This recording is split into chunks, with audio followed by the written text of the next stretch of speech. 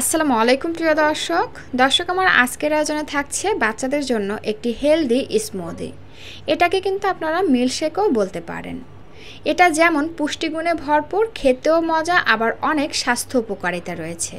যেমন এই গরমে বাচ্চাদের ভালো ঘুম আনতে সাহায্য করবে, শরীর ও পেট ঠান্ডা রাখবে, পানির অভাব পূরণ করবে, রোগ প্রতিরোধ ক্ষমতা বাড়াবে, এছাড়া বাচ্চাদের শারীরিক ও মানসিক দুই ধরনের বিকাশ বুদ্ধিতে সাহায্য করবে।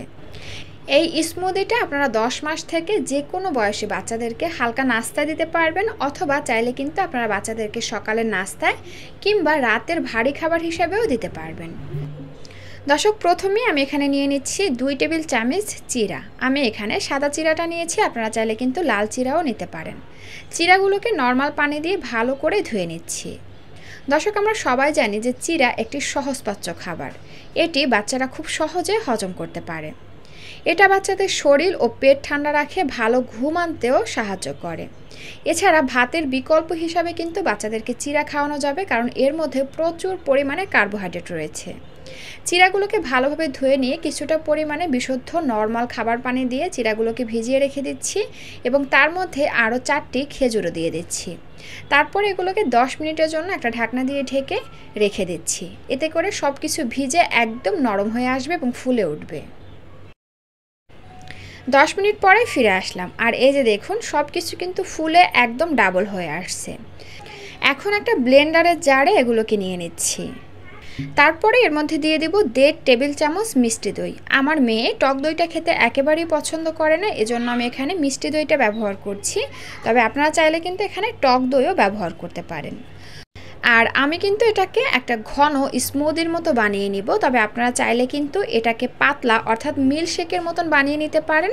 সেই ক্ষেত্রে পর্যাপ্ত পরিমাণে পানি অথবা গরুর দুধ দিয়ে খাবারটি ব্লেন্ড করে নেবেন।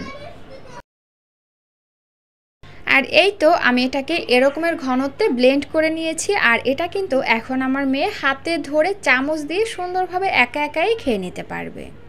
দর্শক, এটা কিন্তু বাচ্চাদের জন্য অনেক পুষ্টিকর একটি খাবার, কারণ এর মধ্যে দই ব্যবহার করেছি। দই ক্যালসিয়াম এবং ভিটামিন ডি এর উপস্থিতির কারণে বাচ্চাদের হাড় সুস্থ রাখতে সাহায্য করে। এটি শরীরে পুষ্টির উপাদানকে বাড়িয়ে তোলে এবং রোগ প্রতিরোধ ক্ষমতা বৃদ্ধি করে।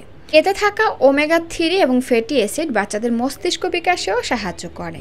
এছাড়া এর মধ্যে আমরা খেজুর ব্যবহার করেছি। খেজুরের গুণাগুণ কিন্তু অনেক, বিশেষ করে বাচ্চাদের জন্য খেজুরের উপকারিতা অনেক বেশি। খেজুরে প্রচুর পরিমাণে magnesium, calcium, potassium, iron, phosphorus আরও অনেক পুষ্টিগুণ রয়েছে। পাশাপাশি এই একটি ফল থেকেই ভিটামিন B6, ফলিক অ্যাসিড, আমিষ এবং শর্করা পেয়ে যায়। তাই খেজুর যে শুধু খেতেই মজা তা কিন্তু না, এটা পুষ্টিগুণের দিক থেকেও সেরা। তো আপনারা এই খাবারটি তৈরি করে কিন্তু 10 মাস থেকে যে কোনো বয়সী বাচ্চাদেরকে খাওয়াতে পারবেন।